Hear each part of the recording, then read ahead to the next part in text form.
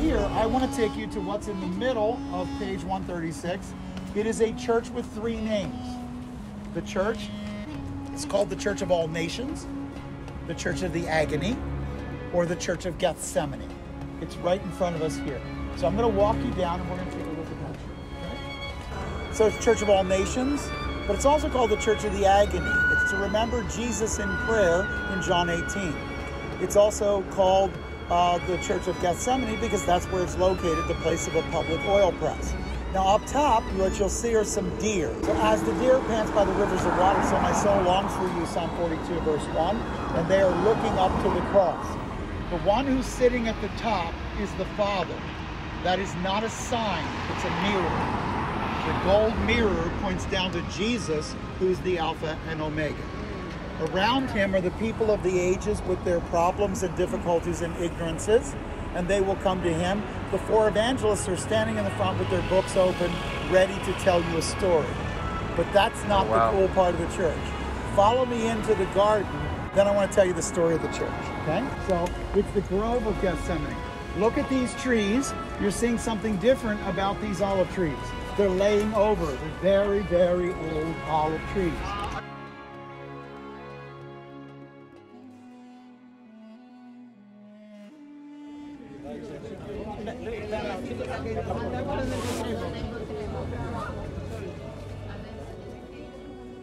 Listen closely. Do not forget why you came. Forget the buses. Forget the crowds. The crowds, by the way, were here when Jesus was here. Yeah. You had more people coming for Passover than you have coming this week for tourism. Oh, now, they didn't have buses, and they didn't have horns. They did have camels and donkeys, and there was probably some noise that way. When Antonio Barluzzi did this church in the 1920s, he actually wanted to tell you the story of what happened here in the church art. He wanted you to be drawn into the event. Guys, when you walk in here, you're going to walk into alabaster windows around the outside that keep it perpetually nighttime. It's always night in this church because the story's an always nighttime story. When you walk through the doors will look like an olive tree. And go through the brass doors, you go in and you look up and you'll see the branches of olive trees above you and stars up above. The point is not the church. The point is the event.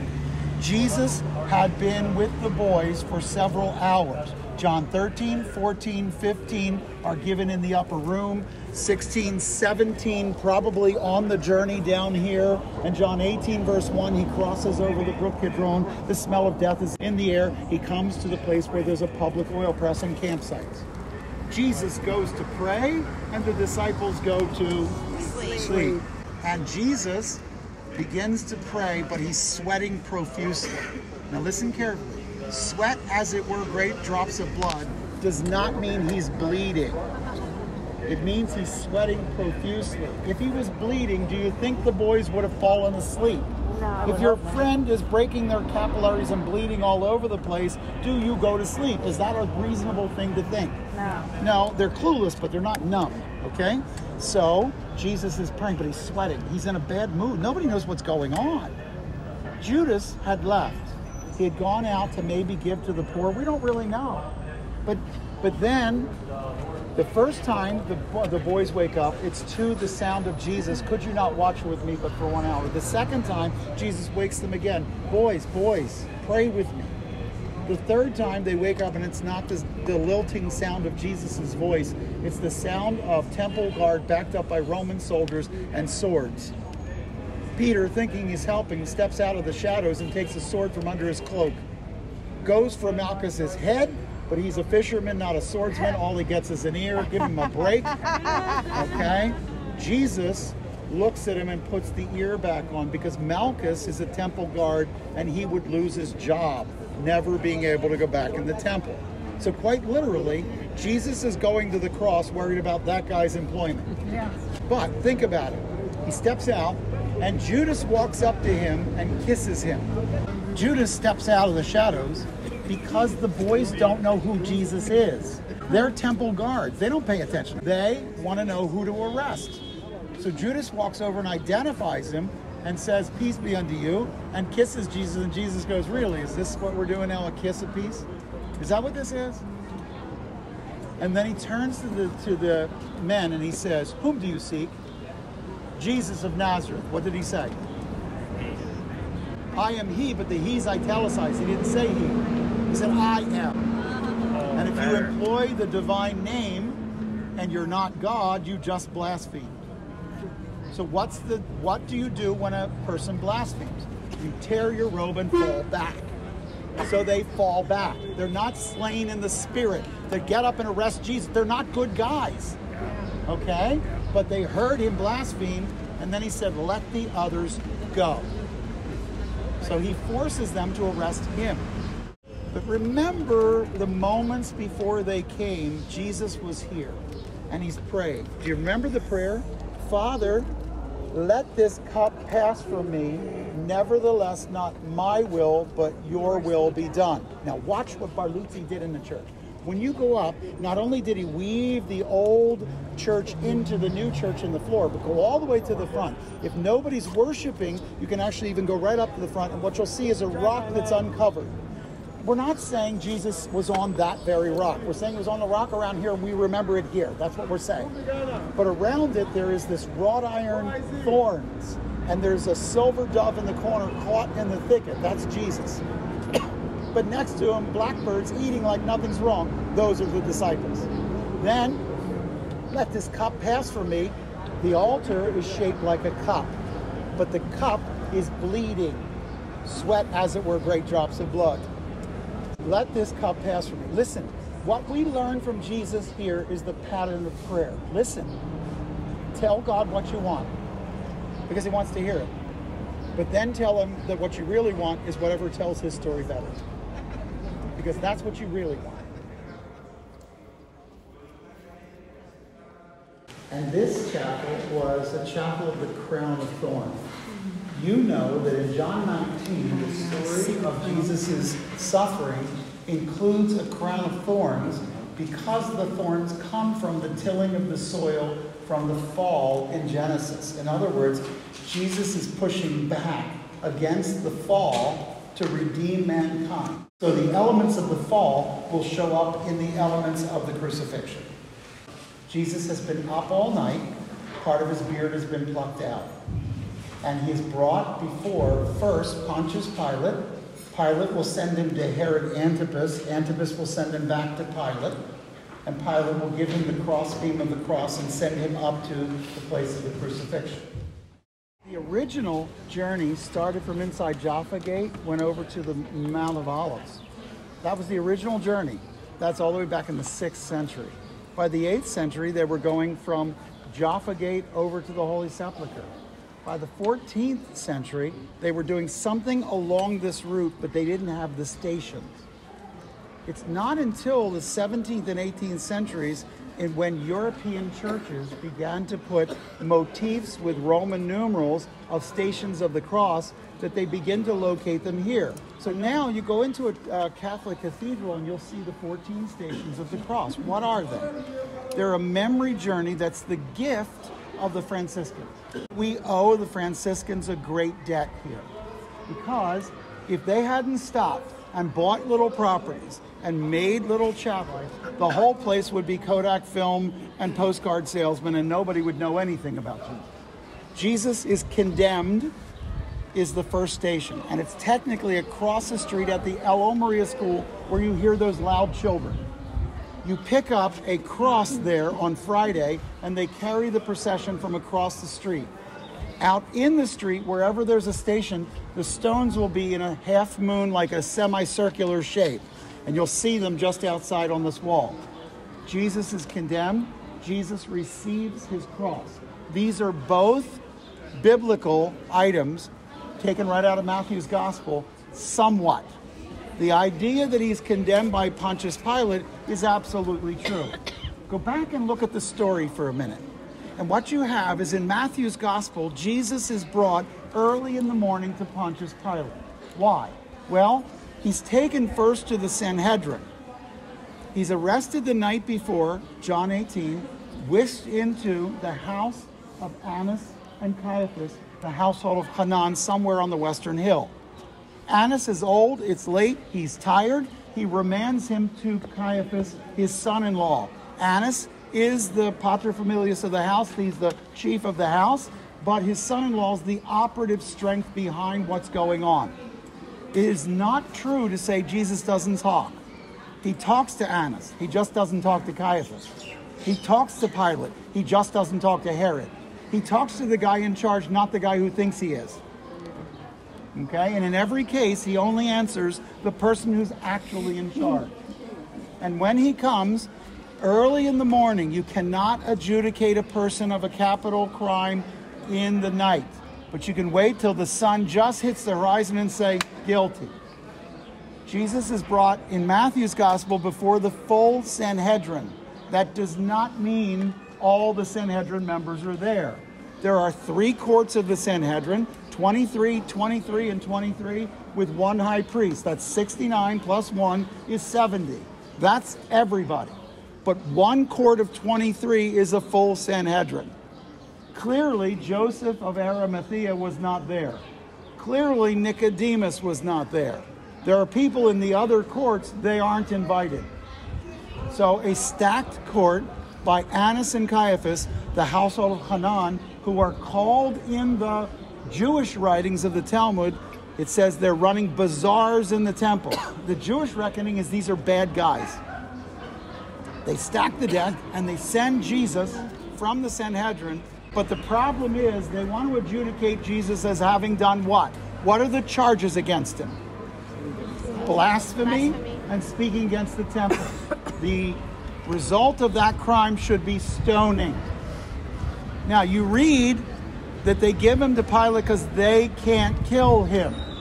But then you read 6 chapters in the book of Acts and they figured out how to kill Stephen. They're not saying we're not allowed, they're saying we can't pull it off.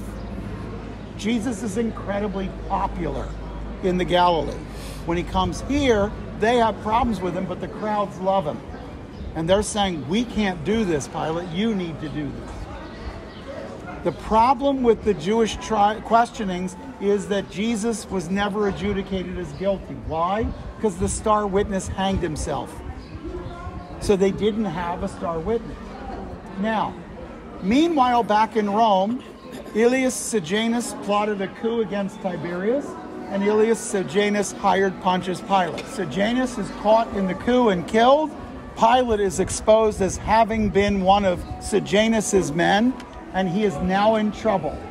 So, dictate comes down, anyone involved in insurrection is to be summarily killed. Forget the trial, just kill them. Pilate, in order to show that he is truly loyal to Emperor Tiberius, it is a foregone conclusion that Jesus will not be found innocent. Why? Because he's charged with insurrection. They changed the charge from speaking against the temple and blasphemy to he claims he's a king. And Pilate hears that and says, okay, I'll take the case. But Pilate doesn't want the case, and his wife sends him a note that says, don't touch this. Get out of it. I've had a dream. Don't touch this. Pilate then hears he's a Galilean and says, well, if he's a Galilean, let's send him over to Herod Antipas, because Antipas runs Galilee. We'll consult with him. Now, Pilate, when he first interviewed Jesus, he says, don't you know I have the power to release you? Which is stupid, because he's been trying for an hour. It hasn't worked. But then he turns to the Jewish leaders and says, I find no fault in this man, therefore I will beat him. Now, the kind of beating he's talking about is flagellation. How many times was Jesus beaten? The text says 39. 40 is beaten to death. 39 is the euphemism, beat him till he's almost dead. But don't kill him. So, Pilate's men will strip Jesus and put him up against the post. So they will put a cloth over top of Jesus to clot the blood. When they take him to the cross, they will tear that off. That will start the bleeding again. Which means on both sides of him are men that are not beaten to within an inch of their life. Therefore, they will still be alive long after Jesus has said, into thy hands I commend my spirit. He's mostly dead by the time he gets to the cross. Now, Pilate sends him to Herod. Herod's man will put on Jesus a purple robe. I told you, expensive cloth. So here's what I want you to see. It says, Luke records that Pilate and Herod became friends from that day over the joke of Jesus. His men will send him back dressed as a king. And Pilate's men will eventually brutally give him the crossbeam of the cross. Not the cross, just the crossbeam. Be careful of the word in the Gospel of John, the Jews. The Jews sought to kill him. Which Jews? They're all Jews. He's Jewish. Because in Josephus, Yahudoi is translated the Judeans, meaning Jesus is popular in the Galilee as a Jew in the Galilee. He's not popular at Temple U. Okay, at Temple University Seminary, the profs don't like him in Judea. So watch, it should say Judeans, not Jews. I want you to imagine what happened, because there's an intruding figure in the story. I mentioned him inside. Before we go, I want you to think about it. Jesus is standing there. The men have had him. He's been remanded from the Sanhedrin. He came into Pilate. Pilate has had his men beat him. He does not look like him. And he is stooped and trembling in pain. He has a crown of thorns pressed into his head. Part of his beard has been plucked out. His face has been beaten. He's disfigured. His back is badly disrupted. He's trembling. It's at that point Barabbas is brought up from a jail cell. I fully believe that when Barabbas came, he thought what was going to happen next was his execution. I think he came up, and you know the words used in the Gospels are thug, criminal, murderer. This is a man who talks smut with dark people in dark alleys and shadows.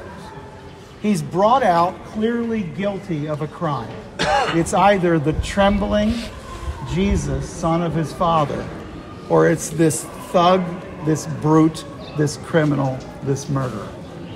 And the crowd beckoned that they would have one of their own. Not a holy one, but one of their own, one like them. Give us Barabbas. Give us Barabbas. There's not a word in Scripture that as Barabbas leaves, that he had any remorse or ever turned to Jesus at all and said, "Thank you, man, I owe you this." Only that he slipped out in the crowd and his thugs disappeared into the darkness. And Jesus is left trembling and standing alone. And they'll issue to him the crossbeam of his cross.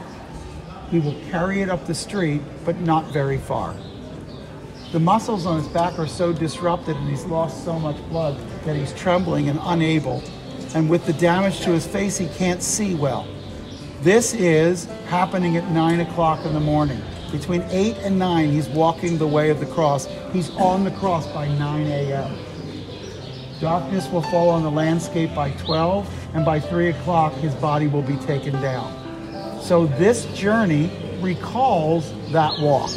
I'm not going to stop everywhere for a long time, but I want you to understand the journey, understand that it's a representation.